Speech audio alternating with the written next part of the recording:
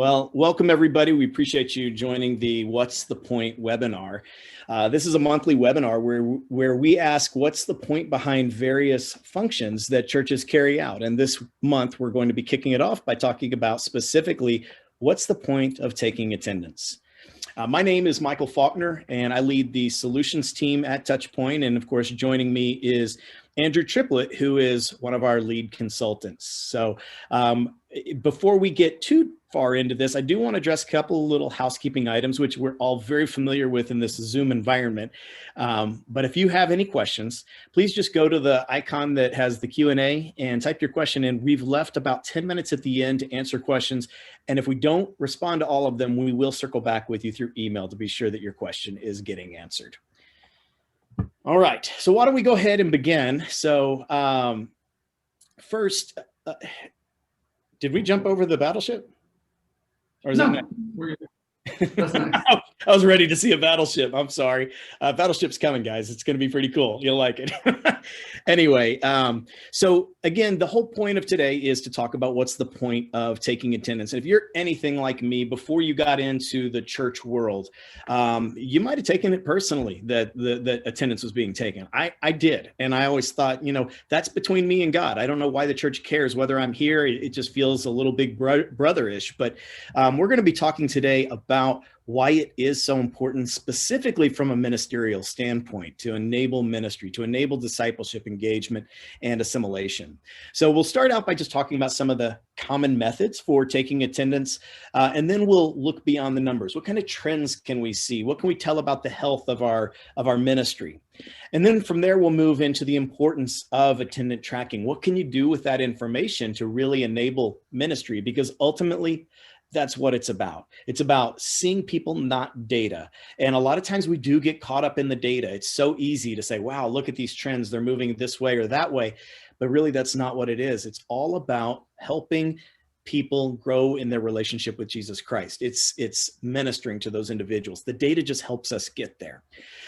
And then finally, if we have some time at the end, we'll show you some ways that we help our church partners go through a lot of the capabilities we're going to be talking about today and some of the reasons behind them and the ways that they enable ministry. So that's the agenda.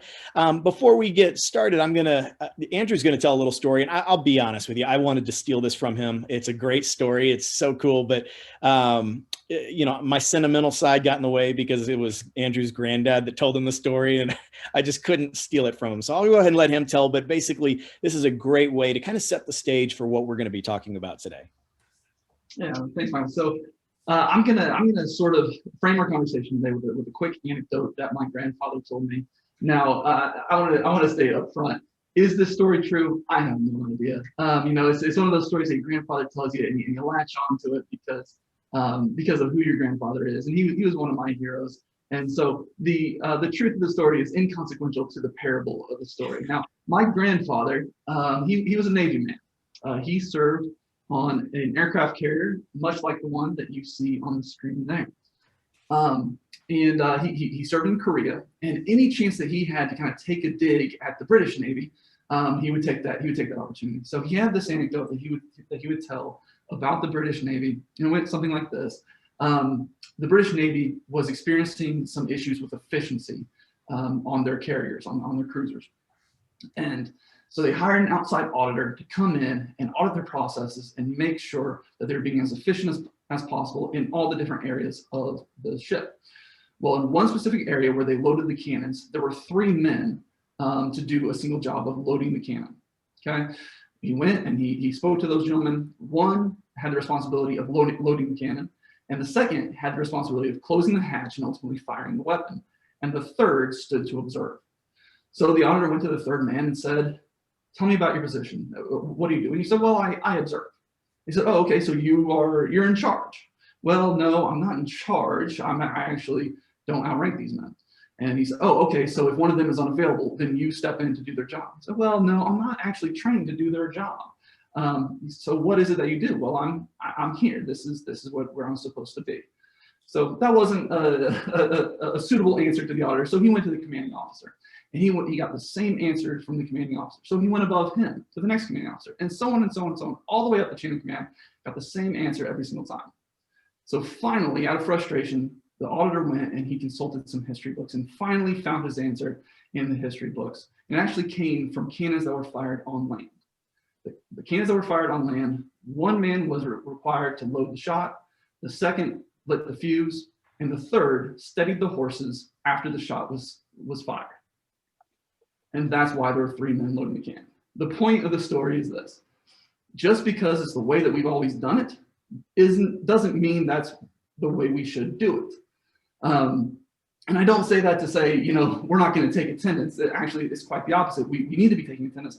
But what I do want to caution is taking attendance for the sake of taking attendance. I want us to get out of that mindset. And so that's what we're going to discuss today is what's the point? Why are we doing this? We can't do it just for the sake of doing it. So we're going to jump in. We're going to explore that question. Thanks, Andrew. That, again, I love that story. And it drives home the point of what we're really here to talk about today. And being that guy that really took offense to the attendance being taken on a regular basis, it really helps me also put things in perspective. So we're going to go ahead and begin. Again, since we're talking about attendance and what's the point of attendance, let's talk first just about some of the methods that people take attendance. And they're really 2 methods. You've got the methods that most people are very accustomed to. We call them primary methods. But then you have some secondary, not so obvious methods. But on the primary method side, you have your roll sheets, right? And then you have your check-in kiosk. I don't know if we advanced, Andrew, to the next slide, did we? There we go. We have our roll sheets. We have kiosks where we can check in. We have mobile apps. I know that my church gives me an 8.5 by 14 with 6-point font and 3 pages all stapled together with about 150 kids on it when I'm leading my 7th grade boys. So, old habits die hard, and even churches that are on great technology still use roll sheets. It's just one of those things, right? So those are kind of the common primary methods, but there are also some methods that people take attendance that aren't as obvious. The secondary methods would include family check-in. So recording family attendance all at once, where you have the ability to, as maybe the head of the family or whoever you happen to be, check in your entire family so that they're all being recorded at the same time. Or you can do, especially this day and age where we have remote attendance for church, you have text messaging where you can use reply words to say, excuse me, to type here to a particular phone number that lets the church know that you're watching remotely, you're watching online. iPad attendance, this is very common in a lot of churches where you're obviously on the church management platform and you're just checking in the family members as they come in that way. Here's a couple that, though, aren't quite as obvious. So parent attendance, the child's there, you can kind of draw some assumptions. And what I mean by that is, let's say that the parent doesn't check in, but their child is there. Well, their child didn't ride a bike to church. More often than not, anyway. And so there's an assumption that can be drawn that at least one, if not both parents, are there because that child is counted present as well. So that's another way. And then finally, we have head count. Head count is used in all churches, but it's one of those things that should be treated as a leading indicator, not as something that tells you exactly what your attendance is, because that could end up leading to a false positive, which I'll explain both of those here in just a few minutes. All right, so that's how you take attendance today within churches. But let's look beyond the numbers to understand a little bit more about what's going on with attendance. So first of all, by taking attendance, we can understand trends that are taking place in the church, right? So this last year has been a very unique year from a trend standpoint. My guess is everybody saw a decrease in attendance, but now we're probably seeing an increase. It might be trending in a positive direction. So just being able to understand the trending direction of the overall church as well as various ministries can be very important. Speaking of those ministries, by comparing ministries to each other, by comparing a ministry to the overall attendance or head count, you can really get a sense for what's going on in that ministry. So let's say that we're trending in a positive direction. Attendance is going up in our church, but we've noticed that our 20-something class is for some reason declining in attendance. Well, we might knee-jerk react and blame it on the millennials, which is way too easy a response these days. And actually, I think millennials are now in their 30s. I probably need to start going to Gen Z, but I digress. My head's hurting a little bit. I'm not going to try to figure out who's who. But the point is, if we really start to explore those downward trends in that 20-something class, what we might learn is that our 20 somethings are divided into different categories. You have young parents, you have young marrieds, you might have young singles. And so to only offer one opportunity for them, which we're just simply calling 20 somethings, maybe that's not appealing. And maybe that's why the numbers are going down. Totally a hypothetical scenario. But the point is, by comparing ministries to each other, you can start to get a sense of whether or not one ministry might not be set up properly. Additionally, by taking attendance, we keep a database of historic information that we can use from a trending standpoint. So if we've been keeping attendance for years, we know what kind of trends we're about to see. We know what kind of dip we're going to see in the summer, what kind of spike we're going to see at Easter and Christmas, so that when we see changes in attendance outside of those historic trends, now we have additional information. We have an anomaly that allows us to roll up our sleeves and start digging in. A great example of that would be what we saw last year, which is our last bullet point: external factors. Last year was obviously unprecedented, but there are some external factors that aren't quite as obvious as what we saw last year. So if you're seeing changes in attendance outside some of those historic trends, as I said a moment ago, it really allows you to roll up your sleeves and start understanding what kind of tweaks do we want to consider, at least, for these particular ministries. So understanding trends is very important as it comes to attendance. Another thing is understanding how to make educated decisions with that data. So, one area might be ministry health. And a lot of, I think most people, if you were to say, is an increase in attendance indicative of that ministry's health? A lot of people would say, yes, it is. But the reality is that's not necessarily a good indicator for every ministry. If it's a seeker-friendly ministry, if we're trying to really reach those visitors, sure, we want to see numbers going up. But what if it's a discipleship program that is very intense, heavy on the Bible study, heavy on service?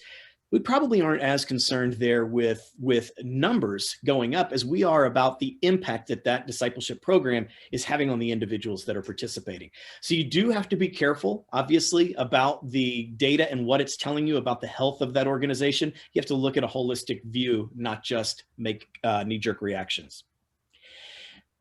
Having this data, having this attendance data also allows us to tweak programs, right? So we were talking a little bit about the 20-somethings earlier. Well, that might be more of a total course correct, which I'm going to get to in a moment. But let's say that we do have a visitor program or a seeker-friendly program within our church, and we introduce a new element to that program that accelerates new visitors. Well, if we introduce that element and we see an acceleration in new visitors, now we are able to say, you know what, we're going to tweak the program and add more of this element, let the law of diminishing returns take over until we don't see an increase anymore. So it's a great way to really understand if what you're doing is working or not.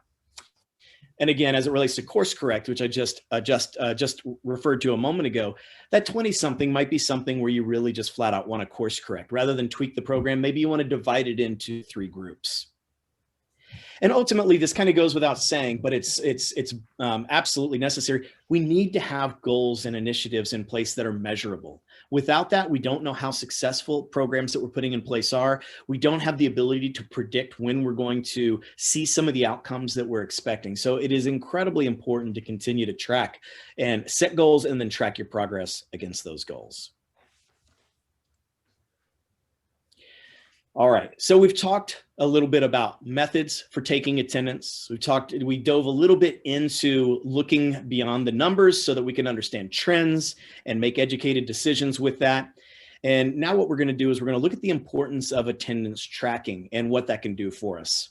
So attendance tracking can really be very helpful in giving us key indicators of what's going on within the membership of our church. So great example might be if you have, I don't know why I'm hanging out in the 20-somethings, maybe I'm feeling nostalgic because of my gray beard, but I'm going to hang out there. So let's say you've got a young married 20-something couple and they announce one Sunday morning that they're expecting their first child.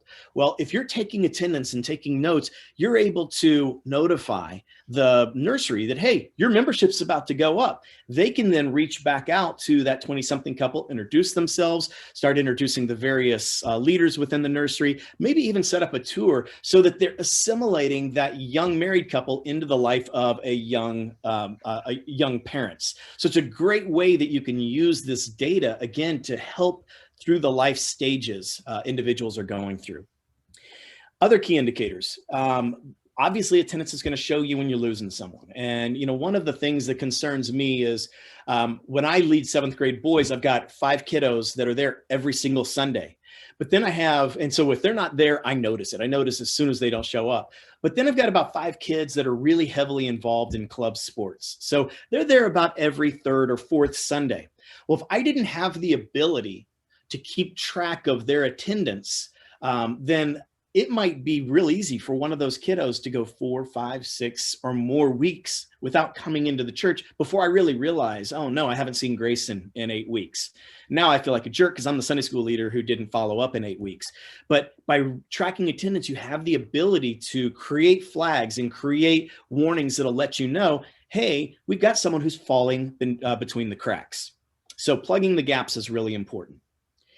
And then this next one I alluded to earlier, head count. So head count doesn't really show attrition. What it's going to do is it's going to be a leading indicator. So if all I have is head count of my congregation, and that head count is steady week after week, I might think I'm doing pretty well. But what I don't realize is that my membership is leaving the church, and that the reason the number is steady is because I have a transient crowd of visitors that keep coming in, but they're not plugging in. I think I'm doing great when the reality is my church is dying.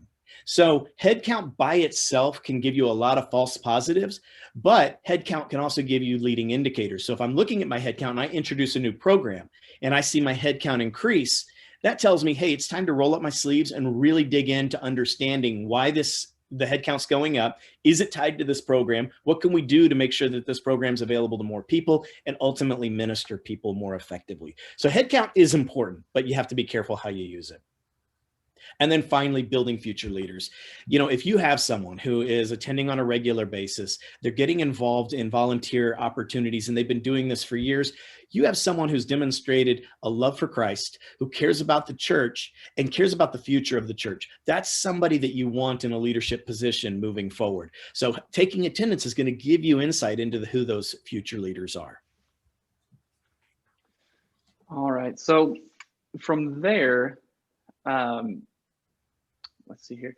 From there, we're going to talk about just a few stats. I bring these stats up not to necessarily scare you or make anyone nervous, but I do want everyone to understand kind of what we're coming into, what we're approaching when we talk about attendance. What is actually happening around us? So the Barna Group, very well respected, a group that does great analytics for churches and church trends. They recently published a few studies, and from that I grabbed a few stats that stuck out to me. The first is this: 38%. So those are churchgoers who regularly attend multiple churches. Now, I knew that some of this was happening. I knew that sometimes people shopped around for different churches from time to time, but I did not personally know that it was above 1/3 of all people who qualify as churchgoers are attending multiple churches. And keep in mind, this is a pre-COVID stat. So it's an important thing to keep in mind. Not that our community's churches are competing against each other. Obviously, we want people to be in a situation where they can grow, where they can be nourished, and ultimately fall in love with Jesus. But it is something that's important for us to understand. And what we can take from this is to say, not only are we taking attendance, but we need to have something that goes along with that, namely a process for assimilation, pulling people that are kind of on the fringes, that are kind of checking out the church, and moving them from just checking it out to eventually being a leader within our church, to having some form of commitment where they are not only being served, but they're serving others as well. Okay. Next one, 32%. Number of churchgoers, or percent of churchgoers who attend out of habit or because they feel they have to. So Michael's in Texas. I'm calling you from beautiful Memphis, Tennessee. And this is a big problem where we come from. We have people all over the country on this call today. But where we come from here in the South, this is something that we compete with. People who attend church out of habit because it's simply what they do on Sunday. I have a term for these. I call these country music Christians. These are people who put a 5 in the plate on Sunday and then live however they want on Monday. And what I'm talking about here is I'm not talking about legalism. You know, just because you're in church doesn't mean that you're committed, and vice versa. So I don't want to give that impression, but helping us understand that some people that are entering your church, they're there because they feel they have an obligation to be. So asking ourselves tough questions like, how are we going to reach those? Why would those people come back? What are we doing to minister to those people who just kind of want a little bit of Jesus on Sunday? Okay. All right, and then next, this one about knocked me out of my seat. This was part of their survey that did go out during COVID. Within the last 12 months. And 50% is the percent of millennials who say they have not even viewed their services online. I was pretty blown away by this. I was pretty shocked by this.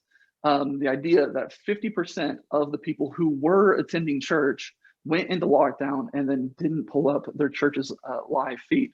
So again, I don't bring these stats to put fear in anyone, but I do want us all to understand sort of what we're up against as we reopen our churches, as we come back, again, asking ourselves that tough question: why would people come back? What are we doing that is going to be bringing people back into the doors of our church? And I think that the answers are quite simple. Things like community, bringing people back into community, worshiping with other believers. And so as we're communicating with the congregation, those are the things that we keep in mind. And I do want to take a brief step back here and just mention that what we're talking about here, and Michael said this beautifully right up at the top, we're talking about people, not data. Sometimes, especially in my line of work, I see a lot of spreadsheets, I see a lot of data, rather than people. And it's easy to forget that what we're talking about is people. I am calling today from beautiful Bellevue Baptist Church. They're one of our church partners that is nice enough to allow me to have an office here on site, which is wonderful. This is my new location. In my previous location, I was over with the system admins that worked within the database. And there was a very sweet woman named Jane that worked over there. And Jane also saw a lot of data on a daily basis. So she made herself a sign and she taped it up on her desk, and she saw it every day. And that sign said, "Every number is a soul for whom Christ died." Every number is a soul for whom Christ died. And to get to my desk, I had to go past Jane's desk. So I would see that sign every single day. And it was a great way to start my day, to say, what I'm about to do, I'm going to see data, but those are people for whom Christ died. And so to keep that in mind, so we're not just trying to increase attendance for the sake of increasing attendance. We're increasing attendance for the kingdom. And so ultimately, growing disciples, finding a way to grow disciples, not just people who are in the seats, but actually seeing life change. And just growing disciples is a great way to do that. Who are people who are candidates for discipleship? Well, obviously people who are attending consistently, week in, week out, looking at those folks who are plugged in. And then having different strategies for those who are plugged in versus those who are kind of nibbling out on the fringes. I led a newlywed class for a number of years, and I got to a point of frustration within my class because those people who would attend once a month, once every other month, I would really dig into those people and try to commit to them with not a lot of success. And one of my mentors had a great word of wisdom for me. He said, you're neglecting the core for the people on the edges, and you're treating them kind of in reverse. You're ignoring the people who are showing the commitment, and just going after those in the fringes. They need a different strategy than the people who are the core, right? The people who are there, who are attending week in and week out, that's a great group for discipleship. Those ones on the fringes, we'll talk about in just one second, how we can maybe approach them with a different sort of strategy. Taking data and combining it with other metrics. We've talked a lot about obviously attendance data today, but what about other things like people who are serving in our church, people who are giving consistently? That's a big one. Someone who is giving consistently, they might not attend all the time, but they are plugged in. They feel a certain amount of ownership and commitment to their church. by their financial commitment. These are also people who are candidates for other ministries, candidates for being leaders in other ministries, because I think a lot of churches are in the same boat. My church kind of coming back online after COVID, they're really, really hurting for nursery workers. A lot of those nursery workers simply haven't come back. And so identifying candidates by those who are attending consistently, and then giving people ownership over a ministry or as part of a ministry goes a long way to assimilating people into the church. Once people feel ownership, they feel like, yeah, I'm going to be there because I have responsibility to be there. All right. And like I said, tracking the fringes, I work with a lot of churches across the country, and a lot of churches have very similar things. It doesn't matter denomination. There's similarities across a lot of churches. And one of those most prevalent is this: the people who sneak in the door on Sunday morning, sneak in the back door, sit in the back row, and before the pastor's even done with the sermon, they've gotten up and they've snuck back out of the church. Every church deals with that. And there's things that you can do, having a smiling face as a greeter that maybe hopefully identifies that person after being there a few weeks. But then there's the people who might attend a special event. We can see, hey, they're attending special events, but not a life group, not a community group. So how are we going to reach them? And what's required there is individual ministry. Don't think that, hey, you know what, we fired off our automated email. That guy, he came one time, he got an automated email thanking him for being here. In all likelihood, that person didn't even open the email. They didn't even bother opening the canned response email that they received that was kind of triggered from the database. Those are people who are going to require something more. They're going to require a more one-to-one touch, someone from the staff, someone from the lay leadership to reach out and to make a human connection with them. And the last point that I'm going to make is this. Michael alluded to this toward the top, but hey, doesn't some of this feel a little bit big brotherish? That we're tracking. I get that question a lot. From churches saying, we don't actually track attendance because it makes people feel uncomfortable. Well, here's what I want to say to you. I understand that. I hear that, but I want you to know that the world, you might not be tracking, but the world is. YouTube knows what video that person's going to click on next. Netflix knows what show they're going to watch next. Amazon knows what product they're going to buy next and is going to vie for their attention. You have all of these external factors that are vying for people's attention. And here's the thing about all those things. They have something that's going to make those people happy for a little while and affect their next few minutes, their next few hours. We have something for those people that's going to affect their entire eternity.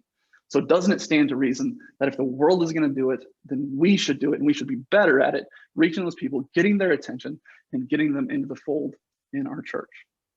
All right. So that was my last point. The next few minutes we have set aside for just a brief demonstration. Let's see here. I haven't seen any questions come in, but as I'm doing this, please feel free to ask questions. I'm going to talk a little bit about how we can accomplish some of these kind of on a practical level within the database. So I'm going to jump over here now. This is the first thing I want to show you because I'm very, very excited about it. First thing that I want to show you about, and I think I have it wired up. If not, I'll take just a moment to get it wired up. I want to talk about this new feature. It will be released in the coming weeks for taking attendance. Something that a lot of churches have communicated with us is, hey, and this is a really common question, how do we take attendance for worship service? And there's never been a great way to take attendance for a worship service, never been a great way to take attendance for your live stream. Well, how are we going to do that? Well, we have opened up text messaging. Many of you know that. So if I go to SMS text messaging here within the system, and for those of you that aren't a Touchpoint church partner, hopefully your system has something in place that can use this. I would encourage you to inquire about some of the processes I'm about to discuss. You can of course talk to us about the same processes, but we have these cool reply words, and now we have this insert special link that is actually live today. You can do that. You can do special registration links to say, hey, if you're here, please text the word here to the number on the screen. But what's going to happen next is this brand new involvement type that we put together. And this is from registration. This is what's called record family attendance. If I go to this, you're going to see that if we use that special link, the system's going to know who it's for. So this is going to be done on the settings tab, attendance. I have that Thursday. Now this is in beta, so let's make sure this is working before we get too deep into this. Let's see here. So I need to adjust that time, don't I? Because it is, of course, about 2:30. Let's do 2:45 to be safe there.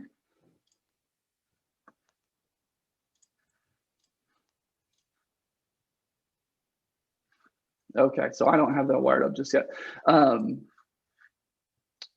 Chris, I think you might be on the call if you want to take a look. That'd be a big help.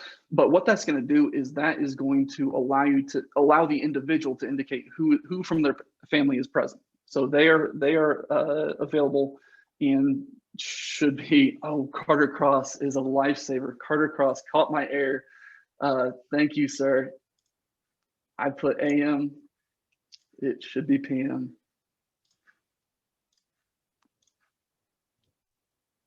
Carter, you are the man. Thank you so much. I owe you for that one. Oh, I got a couple of people saying that. Good point. Good point. Thanks, y'all. Live demos are scary sometimes. But as you can see here, when I get to this page, the first person that is automatically going to be marked present is going to be myself, which in this case is Zach Page.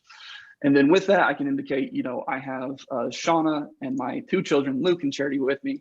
I hit submit, and that's done. Now that those individuals are all marked present for that occurrence. Okay. And then if it came up, would they do this via text?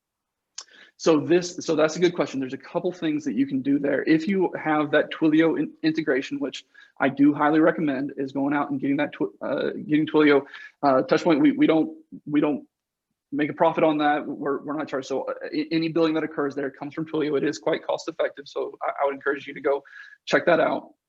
But what I would tell you to do is, you see here on this event, we need the involvement ID, which is this number right here at the end of the involvement. And then for text messages, we can say, hey, I'll text here to the number on your screen. Maybe we flash up the church's phone number on the screen, or the phone number that you purchased from Twilio.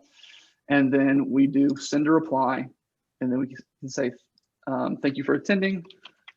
Click here to let us know you're here. Okay, and that's where I need to generate my link. So we use a special link. We'll use just an individual link on this one. And there we go. So there we go. So now that link is in place. People text here to the number that you provided, and they are able to go ahead and have their attendance taken. The question then comes up, what do we do for those folks who are unknown? Maybe their phone number is not in our system yet. We can send them a special response that is just for them, that takes them a different route, that we can get them into the system. Okay, and I want to mention real quickly, everything that I just walked through is available today. The only thing that is not available is this registration type, which is record family attendance, with a special new setting, which is auto check-in. That's the new feature right there. Okay.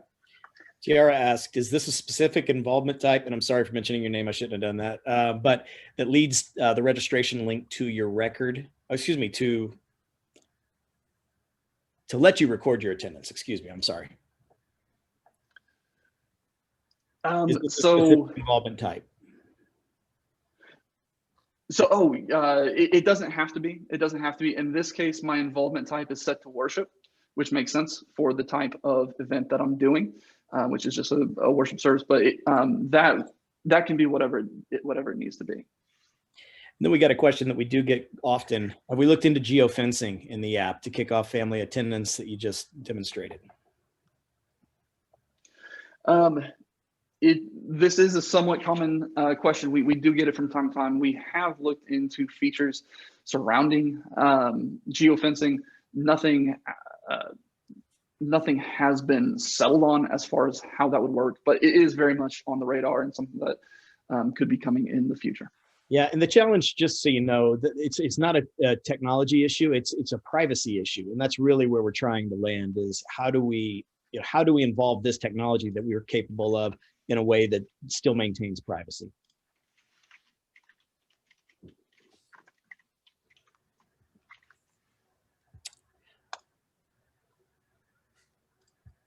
Any other questions?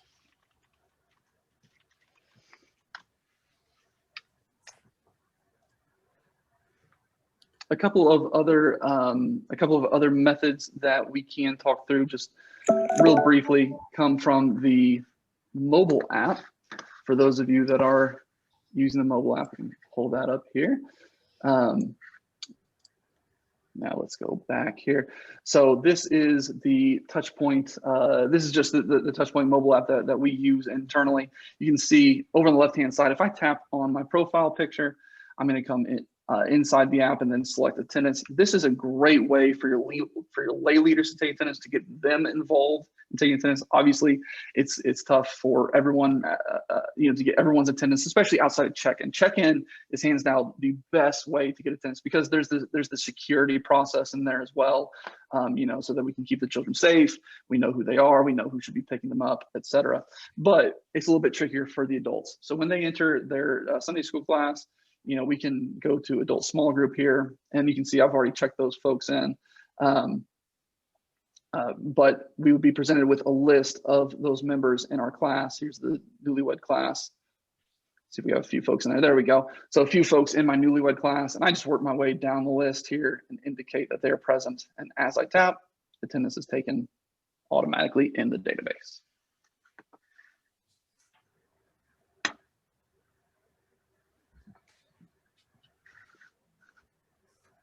So one thing I did want to bring up, and I really want to leave this as Q&A time, so we don't want to just take advantage of a captive audience and start showing our tool, because it really is about enabling that ministry through attendance.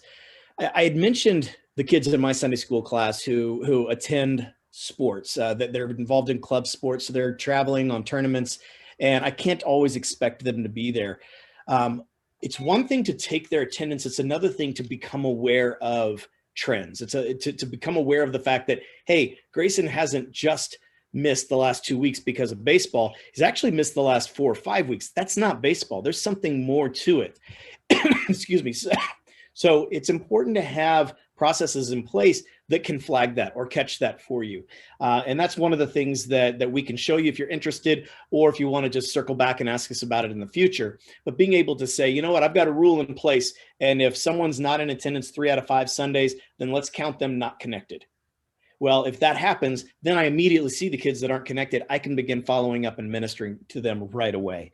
So that's another great way to be sure that kids don't, or really that anyone doesn't fall between the cracks.